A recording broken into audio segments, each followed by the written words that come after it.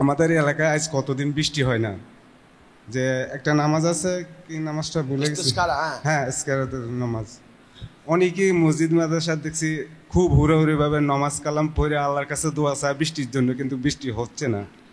আগে যুগে শুনছি যে কোনো মমিন বান্দা হাত তুলে আল্লাহর কাছে দোয়া করলে অবশ্যই আল্লাহ কথা শুনেন এবং বৃষ্টি দেয়। এই আমার প্রশ্ন।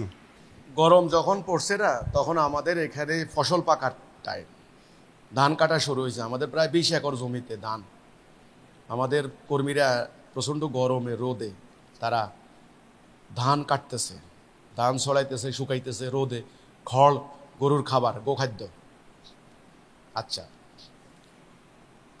আপনি যদি এসি রুমে বসবাস করেন, এসি কোম্পানির বিজ্ঞাপন দেখে যদি বিভ্রান্ত হন, তাহলে কিছু করার নাই। এখন তো দুনিয়াটা প্রচারণার যুগ চলছে, ঠিক আছে? এখন এই কৃষকরা মাঠে খাড়াইয়া আল্লাহর কাছে দোয়া করতেছে যে আল্লাহ, আর 10 দিন পরে তুমি বৃষ্টি দাও আল্লাহ। এবার আল্লাহ কার কথা শুনবে?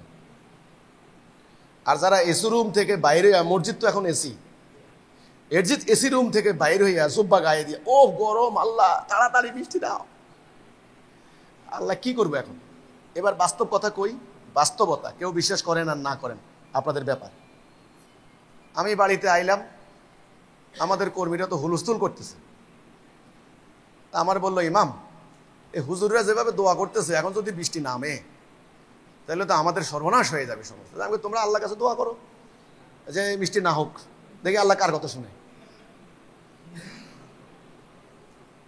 তা আমাদের কর্মীরাও দোয়া করছে যে আল্লাহ আমাদেরকে আর 10টা দিন সময় দাও আল্লাহ।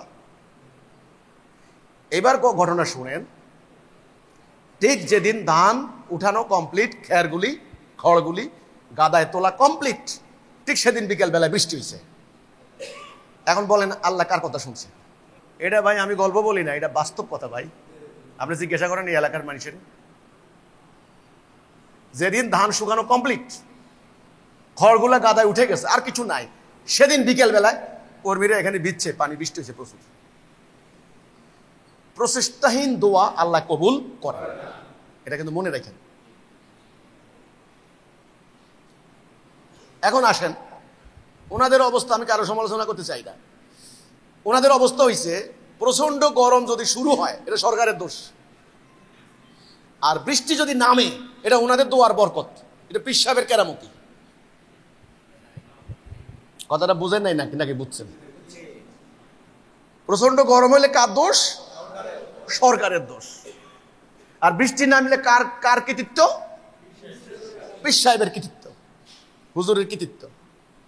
শুনেন, এগুলি বাদ দেন, মোমেন হন, আল্লাহ তাআলা দেখবেন, সব ঠিক করে দিবেন। রাসূল আকরাম সাল্লাল্লাহু আলাইহি ওয়াসাল্লাম কখনো তিনি দোয়া করেছেন, সূর্যগ্রহণ হচ্ছে, এটা বিপজ্জনক টাইম প্রকৃতির জন্য, তিনি ওই টাইমে সালা কায়েম করেছেন, আল্লাহর কাছে দোয়া করেছেন, আল্লাহ তুমি দুনিয়াকে রক্ষা করো। উনি তো মানবতার নবী। প্রচন্ড খরা, তিনি বৃষ্টির জন্য দোয়া করছেন, আল্লাহ তুমি বৃষ্টি দাও। শত্রু আক্রমণ করেছে, আল্লাহ তুমি দিনকে হেফাজত করো। রোগাক্রান্ত ব্যক্তি দোয়া চাইছে, আল্লাহ তুমি তাকে ইয়ে করো। হেদায়েতের জন্য দোয়া চাইছেন, আল্লাহ তুমি তাকে হেদায়েত দাও। রাসূলুল্লাহ তো দোয়া এইভাবে নানান প্রেক্ষাপটে নানানভাবে করেছেন। দোয়া কবুল হবে মোমেনের, ঠিক আছে? মনে রাখবেন, আজকে থেকে কোন ধর্ম ব্যবসায়ীর দোয়া কবুল হবে, দোয়া করবে উল্টা ফল হবে। আমার কথা না, কোরআন। কাফেরদের দোয়া ব্যর্থ হয়ে যায়, শব্দটা হচ্ছে দালালা, ব্যর্থ। আমি তো বাস্তব কথা কইলাম। ওনারা উল্টা মুনাজাত দিয়া দোয়া চাইছেন, এইভাবে উল্টা। আর আমার এলাকা অপপ্রচার চালাইছে আমার বিরুদ্ধে, আমি নাকি উল্টা মুনাজাত দেই, অথচ আমি কোনোদিন কিন্তু উল্টা মুনাজাত দেই নাই। এখন দেখলাম সবাই ওনারা উল্টা মুনাজাত দিচ্ছেন, উল্টা। অথচ এলাকায় আমার বিরুদ্ধে প্রচার চালাইছে কি, এগুলো উল্টা মুনাজাত দেয়।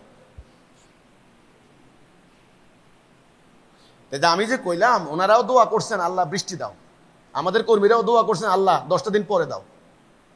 কিন্তু এলাকায় আমি দেখলাম ঠিকই 10টা দিন পরে হয়েছে, কিন্তু ওদের দোয়ার টাইমে কিন্তু হয় নাই। এখন আমি যুক্তির কথা বলতেছি ভাই, আমরা কিন্তু এখানে কোনো কেরামতি দেখাচ্ছি না, যুক্তি, এটা যুক্তির কথা হইতেছে। আপাতত আল্লাহ কার কথা শুনলো? মোমেনদের কথা শুনছে। কিন্তু আমরা এটা ঢোল পাইটা প্রচার করব না, আল্লাহর বৃষ্টি দেওয়ার টাইম নির্ধারিত আছে, আল্লাহ দিয়েছেন। আপনি গাছ কাটা ফেলাইবেন, ওয়াটার বডি জলমহল রাখবেন না, খাল বিল নদী নালা সব দখল করে ফেলাইবেন, তারপরে দিয়ে হলো প্রকৃতির ক্ষতি করে চলবেন, আর এবার আল্লাহ বৃষ্টি দাও, হবে না। মোমেন হইতে হবে, আল্লাহ দিন প্রতিষ্ঠা করেন, প্রকৃতিকে তার অবস্থার উপরে চলতে দেন, দেখবেন আল্লাহ তাআলা তার প্রাকৃতিক নিয়ম মোতাবেক বৃষ্টি এমনিতেই হবে।